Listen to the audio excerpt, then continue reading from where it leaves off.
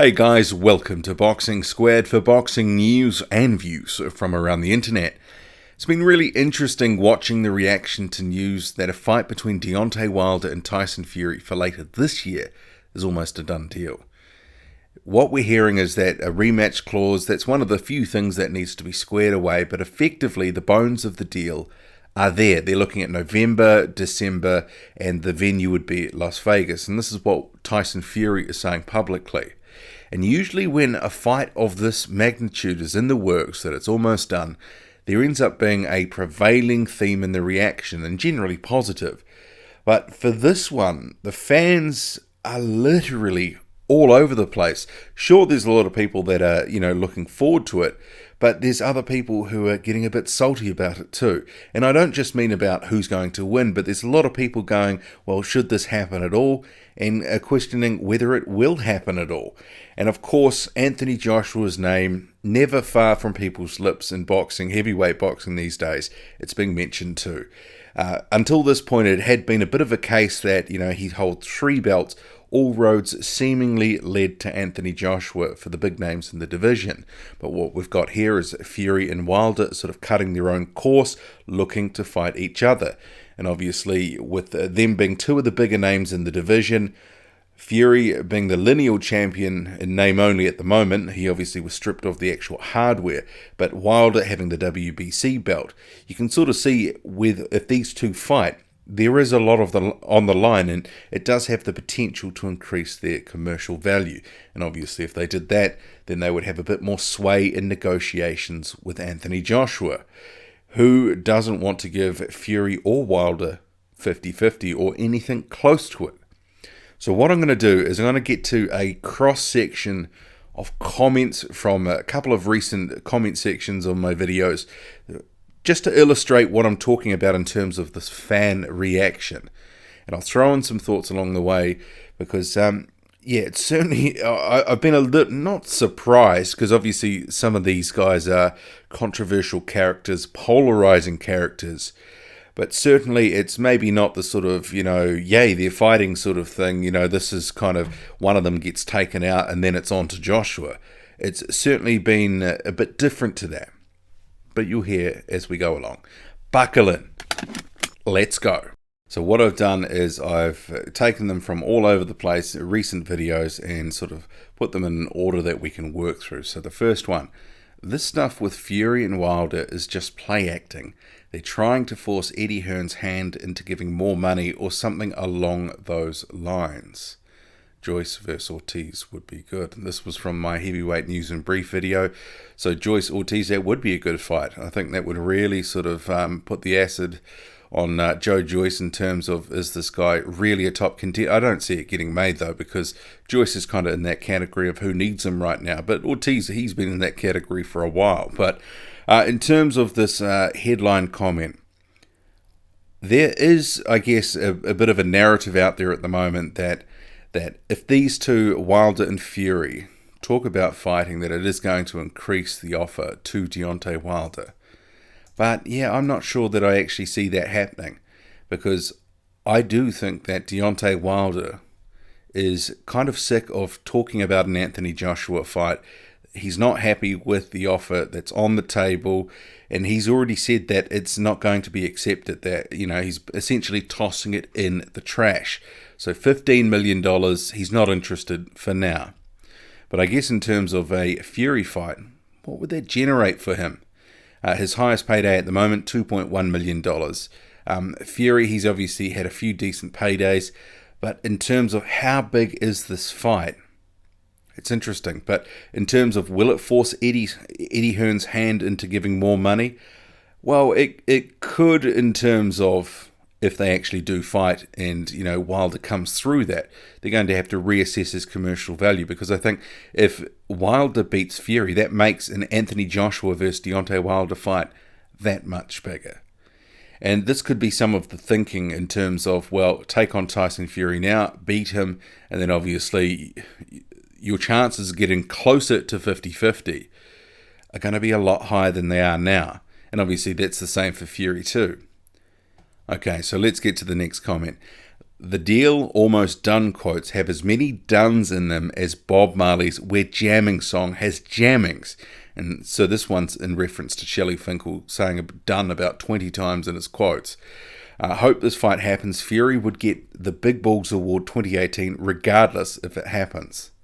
Yeah, I agree with that, because I look at this and go, okay, so Fury's just come back from 2.5 years off, substance abuse problems, huge weight gain, mental health issues, a case with UCAD for doping, alleged doping violations and such.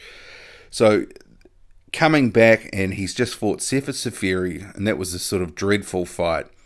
Now he's going to be facing Francesco Pianetta, then on to Deontay Wilder. That's a massive step, and as I've said, it's like sort of trying to jump the Grand Canyon from Pianetta to Wilder. There's levels to this, so if he does take this, then really it's putting his career and legacy on the line to some extent. So this fight happens, regardless of the outcome, Fury will get a lot of credit for taking that fight. Can he win it? Well, that's another story. Let's get to the next one. Troll Fury versus Scam Wilder. Great comedy in the making. Well, I mean, you've probably seen some comments like this around the place. Some people don't like these two guys. Very polarizing figures. In terms of the comedy in the making, I can imagine Deontay Wilder and Tyson Fury press conferences, if this fight gets done, they are going to be comedy gold. It's going to be something I think we're all going to look forward to. So yeah, I'll leave it on that comment. Next one. This is estimated to be BS due to these factors. Frank Warren is not going to risk his prize assets so soon coming off a 2-year layoff while consuming high amounts of alcohol, drugs and fast food. I'll address that comment first. Certainly there's been a number of people sort of ruminating on this whole thing with Frank Warren. Because he was talking that Tyson Fury needs sort of, 5-6 fights just to sort of get back, and you could sort of see that Warren would want to milk this for as much money as possible. But I guess after the Seferi farce, he probably saw the writing was on the wall a little bit, that people wouldn't put up with opposition being that low and for that long. So Pianetta, it's a step up. At least it's a heavyweight this time, but it's not a massive step up. Pianetta is relatively faded, got sparked with Kevin Johnson last year, and Daniel Dubois is facing Kevin Johnson in his 9th fight. So there's levels to this, and Fury knows that. He keeps saying that Pianetta is a dangerous opponent and all this sort of stuff. Fury is going to look pretty good in this fight, I would think. But in terms of the Frank Warren risking his prize asset, if Tyson Fury has sort of said to him, look, I'm just going to take this Wilder fight, you got to sign me up to this. Well, Frank Warren may not have a lot of sort of say in this, but yeah, and there could also be some pressure from BT wanting a little bit of a return on their investment, because the Pianettas and Seferis of the world, they don't get really people tuning in going, yeah, we really want to watch this fight. Sure, there's some interest because he's coming back, but they've already got Fury on the undercard of this Carl Frampton fight on August the 18th. They couldn't, obviously after the Seferi fight, risk putting him as a headliner against another sort of, washed up heavyweight or washed up cruiserweight as the sort of first fight was. Second comment, everyone with sense knows Anthony Joshua is at the helm of the sport, and I doubt BT are going to allow Fury to be risked so soon after financially backing him, especially before they can reap their portion of the rewards from the biggest domestic clash that can be made on British soil between Anthony Joshua and Tyson Fury. And yeah, there is actually a lot of sense to that comment. BT is obviously backing Tyson Fury here. They've gone big on him, and Frank Warren has been moving his sort of stable of fighters, slowly over from Box Nation to BT on exclusive deals and all sorts of stuff like that. And Tyson Fury and Billy Joe Saunders, they're sort of the jewel among the sort of BT crown at the moment, with obviously you've got a few other guys like Yard and Dubois coming through, but right now Fury and Billy Joe Saunders, they're sort of the biggest game in town. So You'd have to wonder, the guys at BT, if this fight were to happen, they would obviously know it's a bit of a gamble, because if Wilder came in and absolutely sparked Tyson Fury out, it could destroy his career to some degree. And I don't mean in terms of he's always going to have the legacy of being a lineal champion. He beat Vladimir Klitschko, a legend, and all that sort of thing. But obviously, he's coming back off this long layoff, and there is the potential that he could get sparked, and that would be a massive dent to his career, in my view. I mean, there's been some people who've tried to sort of say in comment sections that Tyson Fury would still be able to go on and face Joshua. It's a win-win for him. He can use the excuse of, he wasn't ready and all this sort of stuff. And I just think that's just not viable. If he doesn't look good, and if he lost to Wilder, he ain't getting the Joshua fight. It's as simple as that. He can get the Joshua fight if he's on an arc now where he keeps sort of building back and keeps winning. But if he loses to Wilder, that is out the window.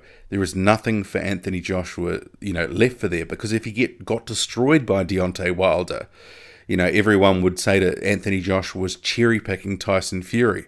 Perceptions would change very quickly and they would say that Tyson Fury is washed up if he got beaten badly by Deontay Wilder, that he wasn't ready and he will never be ready. I think some people have just got to face facts on that.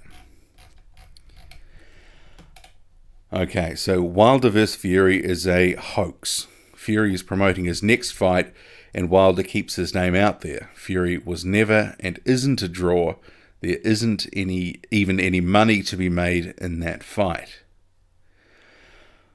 To some degree, I agree with portions of this. A portion of this comment.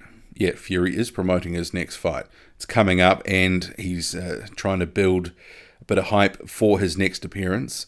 And also, he's trying to look forward, because I think realistically, we know that he's going to beat Pianetta, and the next target is looking to be Deontay Wilder, who we've just been hearing is going to be ringside for that fight.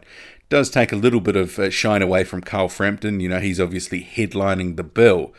But I guess in terms of, that's a small price to pay for Frank Warren if he's going to build up some sort of mega event between Fury and Wilder. In terms of Fury not being a draw, that's true to some extent. But I don't agree that there's no money in this fight, because if it's built the right way in America, the lineal champion versus, the WBC champion, undefeated, there's good storylines there. There's money to be made. How much? That's unclear. Will it be anything close to what Wilder was getting offered for Joshua, $15 million? But we'll have to see. I would think there's going to be at least sort of $10 million a piece in there, but, you could probably build this into something nice by the end of the year. And obviously, if Tyson Fury looks good on August the 18th, all the better, right? To me, this seems like utter shite, and I don't think many fans are buying it. I can see why there's some skepticism, because obviously Tyson Fury, he is just coming back, and he does have a history of pulling out of fights too. So, yeah, I mean, we're close to a deal, so I think a lot more fans will be a little bit more willing to believe it's going to happen once the deal is done and signed. So I'm going to hold sort of judgment on that, but I can sort of sympathise with this sort of statement, because there are a lot of people who are sort of saying, well, I'm just not quite there on it yet, but, I want to see these guys actually in the ring before I believe it. There's a little bit of that sentiment floating around. I'm not buying it. You've got a fight scheduled, but you're revealing you're in talks with Wilder. Eddie Hearn put a great card together for White vs. Parker. This is Frank Warren trying to stay relevant. Well, there could be something in that. I mean, obviously, Eddie Hearn in the UK has sort of been trouncing Frank Warren for the most part for the last couple of years. But obviously, Warren has been building his stable back up. He's got his BT deal. So he is looking to make some moves. And Wilder versus Fury, especially if Fury comes through it, that's obviously great for him. And he's had some other fighters coming through. Already mentioned some. So you got Billy Joe Saunders, Dubois, Anthony Yard, and a few others that are looking good and coming through. He does need to have some more cards, though. He's not having enough events at the moment. Wilder is a joke. He's planning to fight Fury. AJ declined for lack of fitness. Well, there is a little bit of the sentiment in terms of, is it too soon for Tyson Fury? And I've already sort of made my view that I think it is a bit too soon for Tyson Fury, but I think this fight should happen, but it's more likely. I sort of, did a video a couple of weeks ago saying I thought it was more realistic for a year's time. But if it happens in 6 months, well, or less than 6 months, I'll be happy to see that fight. I'll be watching. I'll be interested in the build-up. I will be engaged in this whole thing. I don't think it's a joke. Certainly, I think the deck would be slightly stacked against Fury given his comeback and his lack of sort of warm-up opponents. Pianeta to Wilder, as I said, is not great preparation, but he is starting to look better in training from some of the clips that we're seeing. But in terms of it being a joke, don't agree with that. Doesn't make sense to me. Fury would need to fight a recognised name before Wilder to assure the public that he's up to the task. And that's just what I was talking about. And I do agree with that to a large extent, that there's levels to this, and Pianeta to Wilder, it's a big step. And the pink elephant in the room is the avoidance of Dillian Whyte's name in this. Wilder's most obvious next opponent, in my opinion. Eddie Hearn has recently said he'll give Wilder $7 to $8 million. Well, I guess the thing is, though, Deontay Wilder has said he doesn't want to fight Dillian Whyte. He doesn't want to fight Anthony Joshua's leftovers, as he put it, about a year ago. So I think for whatever amount is going to be offered, that's not the path that Deontay Wilder wants to take. He doesn't want to fight Whyte unless Anthony Joshua is included in the contract, win, lose or draw. That's just the reality. And for people to sort of say, well, he's ducking him, well, that's one thing. I mean, people are always calling out names and throwing out contracts and offers and all sorts of stuff. And a lot of them don't, go unanswered or ignored. But he's made it clear he doesn't want that fight, that he is going for the biggest. He wanted Joshua, not interested in Whyte. And now he's going for what he believes is the next big cab off the rank, which is Tyson Fury. I mean, Eddie Hearn, he wants Dillian Whyte to face Wilder. He wants things to go his way, to call the shots. And Deontay Wilder has shown that he's just not going to sort of dance to the beat of Eddie Hearn's tune. And we shouldn't expect him to, because it's his career after all. He wants to do what he wants to do. Even though some of the decisions in terms of, a money, sort of just pure money and business side of things, it makes a lot of sense to, if Dillian Whyte is such an easy fight, just take that, beat him, and get him out of the way. Next comment. I'm not surprised. Fury can take it, and he should right now before Wilder gets more experienced. Confidence hit him with a surprise. So, this person obviously thinks that Fury, he's got the goods still, and he should be able to take Wilder out. I really like your channel, man. Good analysis. Well, thank you. I'm excited for the fight, but I completely agree. It's way too soon for Fury, but great timing for Wilder. Yeah, this goes back to what I was talking about before. In terms of Deontay Wilder, this is a great time to get Fury, because obviously he's on the comeback trail. In terms of Fury, I mean, we'll have to see what he looks like against Pianeta, but I would sort of think a year away would be a better time. But if he wants that work, well, good on him. Would be irresponsible of Warren, in my opinion, to let it happen. Smells a bit like a stunt to try get one over Hearn by Warren and Finkel. If it happens, then I imagine it's because both guys see beating each other as their best shot of demanding more money in a Joshua fight. And that could be partly what it comes down to, because the winner would have more commercial value. They'd be able to go to the negotiating table and ask for more. That would be a lovely fight. I hope it gets made soon. The winner then takes on Joshua if he wins against Povetkin. I'm not sure that the winner would take on Anthony Joshua, because say if it's in December, then negotiations start. That fight's in April. I just don't sort of see it getting done. I think what's going to happen is Anthony Joshua will end up fighting either one of his mandatories or Dillian Whyte in April. I think the fight between Wilder or Fury and Joshua, whoever comes through that fight, if it gets made, they will take on Anthony Joshua probably later next year. I don't think there's enough time really to conclude negotiations and properly promote the fight if, that Wilder fight is in December, because then obviously you've got to make a deal pretty quick smart. And Eddie Hearn probably wants to finalise the fight and announce it probably at mid-January at the latest. Boxing Squared. Watch how much time you waste on this nonsense, mate. The only thing Fury and Wilder will ever be connected by will be the amount of shit they talk and bums they fight. If they fight, it will be for crack or weed. I can really hear the cynicism in this comment. I can see why there's a little bit of skepticism, but we'll have to actually, if this fight is very close to being done and doesn't get made, well, I'll sort of start leaning more towards this comment, and it'll feel like it's been a bit of a wasted time. Just like the 3 months of talking about Wilder and Joshua felt like a waste of time. No one in the heavyweight division wants to fight Tyson Fury. We all know Tyson Fury is too big and too good. Well, Wilder wants to fight him, and they're saying they're going to make it a goer for November or December. And Tyson Fury, well, he was very good. 2015 version of Tyson Fury obviously beat the man, Vladimir Klitschko. If he can return to that guy, well, he's going to be one hell of a fighter for the next few years. Matchroom don't want these two fighting each other before AJ. It's a big power play to try and make Matchroom up their offers. Could be something in there. And it might end up being successful for the winner. That's if they make this fight. I don't think Fury is ready. He may never be. And I think Wilder should ignore Ortiz for the next year.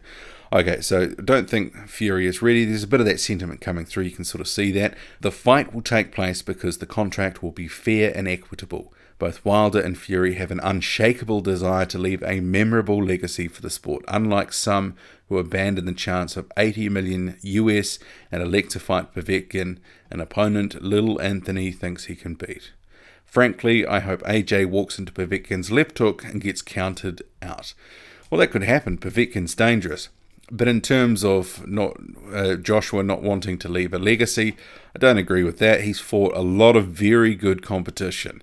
But in terms of Fury and Wilder building their legacy, a win from the other in terms of having that on their resume, that's great for them. Just go to show people are already saying the WBC rankings and belt are becoming a joke. Ali would be turning in his grave watching two bums fighting for this once prestigious belt, only worn by the best in the heart of boxing. Now we have bum fighting bum to still at the end of a bum champion. Okay, well, I mean, I like this fight. So I'm not going to sort of go too much into that. These guys are clowns, as simple as that. I like this fight. It takes one option away from AJ. Joshua will run out of credible opponents very soon. The division is very weak, and the public will stop paying for his fights when he fights the same fighters multiple times. Well, I mean, there is something in that in terms of he can't just keep churning over the same guys. But Dillian Whyte, if he did fight Joshua in April 2018, that's a 3-year gap from their fight. But there is going to be, if he holds the belts, there's going to be a number of mandatories. So it's not always going to be the same guys. Plus there are some other guys coming through. So the division is going to be renewing itself. So if Joshua holds his belts for any length of time from here on out, there will be quite a few new opponents. And if he keeps winning, he's going to keep selling tickets and selling out stadiums. It's kind of as simple as that. That picture of Wilder and Fury looks suspiciously like they're leaning in for a passionate kiss. Well, that famous standoff, sort of face-off in the ring, well, they did get very close there. Their noses were touching at times. I hope Fury fights Windmill in December and he knocks him spark out. There's a lot of different comments sort of like this in terms of, fans of either saying this sort of thing. And I think there's more likely to be a knockout from the Wilder side, but if Fury knocked Wilder out, that would be very impressive. I'd be very surprised if Wilder fights anyone world-class unless forced to do so. Honestly, don't think he cares about belts or money, just protecting his O. Well, I think he does care about the belt, and I think he does care about money because he says he wants more money from Anthony Joshua. And this fight would generate some money with Fury. How much will yet to be seen? But, this whole sort of notion Deontay Wilder doesn't want to fight anyone, he's been trying to shake that cherry picker tag for some time, and obviously his last fight against Luis Ortiz was considered the best of his career. So, I mean, if he's looking to fight Fury and try to take his O, I don't think we can sort of say that he doesn't care about who he's fighting. Fury didn't lose, but also never made a defence, and he's not been lineal since February.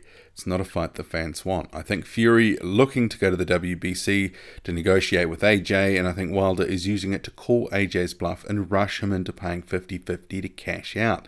It's too early for Fury, but if it happens, I won't write him off. Sort of covers a whole bunch of things that were in other comments.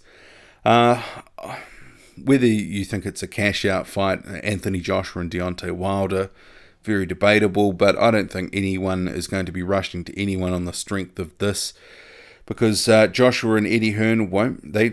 Wilder knows they're not going to be coming up at 50-50 or anything close to it. Might get a bit more than 15 million in terms of, if he was to sort of sign it now, but he's not going to sign it now. But in terms of this whole fight, you can see there's a whole bunch of mixed reaction. What are your thoughts on it? Drop a comment loud and often. Hit like, hit subscribe. Follow me on Twitter, boxing_squared. I'm out.